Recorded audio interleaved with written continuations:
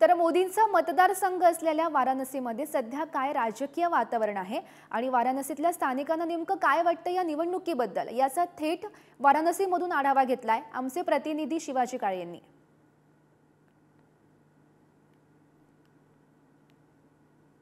वाराणसीमध्ये देशभरातून भक्त या ठिकाणी येत असतात। माझ्यासोबत आता महाराष्ट्रामधून वाराणसीचं काशी विश्वेश्वराचं दर्शन घेण्यासाठी या ठिकाणी आले। त्यांना काशी नक्की कशी वाटली, गेल्या 10 वर्षात झालेला बदल नक्की कसा आहे हे त्यांच्याकडनं जाणून घेणार आहोत। दादा, तुम्ही सोलापूरहून आलात, कशा पद्धतीने तुम्हाला काशी वाटली? काशी तिथं स्वच्छता आहे चांगली आणि मंदिराचा जीर्णोद्धार झालेला आहे आणि पूर्ण स्वच्छ रस्ते आहेत, कुठं सुद्धा घाण नाही। दिवसातून 3-3, 4-4 वेळेस स्वच्छता केली जाते, त्यामुळे भक्तगणाला कुठलाही त्रास होत नाही। स्वच्छ सुंदर अशी काशी आहे, गंगा नदी स्वच्छ आहे। हा अनुभव इथं आल्यानंतर आम्हाला पाहायला मिळाला। काशीची स्वच्छता आहे ती महाराष्ट्रात पण व्हावी असं वाटतं का? महाराष्ट्र सुद्धा पंढरपूर तीर्थक्षेत्र आहे, अनेक संतांची ठिकाणं आहेत, त्या ठिकाणी सुद्धा नद्याची स्वच्छता व्हायला पाहिजे। विशेषतः करून आळंदीला इंद्रायणी नदी आहे, तिची अनेक सुद्धा स्वच्छता झालेली नाही।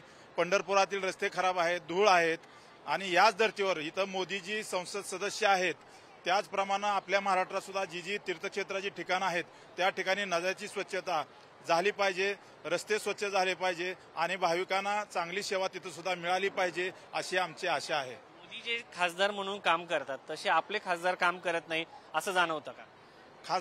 खासदार काम करतात, परंतु म्हणावे तसं त्यांच्याकडून अजून काम झालेलं नाही। त्यामुळे इथंच जे स्वच्छता आहे, भाविकांना जी सेवा मिळते तशी सेवा पंढरपूर, आळंदी, देहू, पैठण या सर्व ठिकाणी मिळाली पाहिजे अशी आमची इच्छा आहे। किती लोक आलात तुम्ही इकडे? आम्ही सोलापूर बार्शी तालुक्यातून 15 लोक आलेलो आहोत।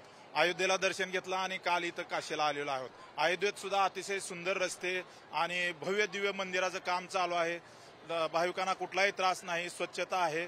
अशा प्रकारे या दोन्ही ठिकाणी अतिशय चांगली भाविकांना सेवा मिळत आहे। बनारस मध्ये तुम्हाला म्हणजे वाराणसीमध्ये येऊन काय भावना जागृत झाल्या, कशा पद्धतीने या ठिकाणी जी अनुभूती येते ती तुम्हाला काही जाणवली का? एक श्रद्धास्थान म्हणून काय भावना तुमच्या आहेत? मी आता पहिल्यांदाच इथं काशीला आलेलो आहे, परंतु असं सर्वांकडून ऐकायला मिळतंय मागील 5, 8, 10 वर्षापेक्षा वरचेवर इथं गर्दी वाढत आहे आणि अतिशय लोकांची श्रद्धा देवस्थानाबद्दल, काशी विश्वेश्वराबद्दल वाढत आहे आणि पुढे इथून सुद्धा जास्तीत जास्त वाढत आहे। कारण सेवा मिळते त्यामुळे लोक यायला इथं प्रवृत्त होतात आणि देवाची मनोभावे सेवा करण्याची संधी त्यांना मिळते। कॅमेरामन अनिलसह शिवाजी काळे, पुढारी न्यूज, वाराणसी।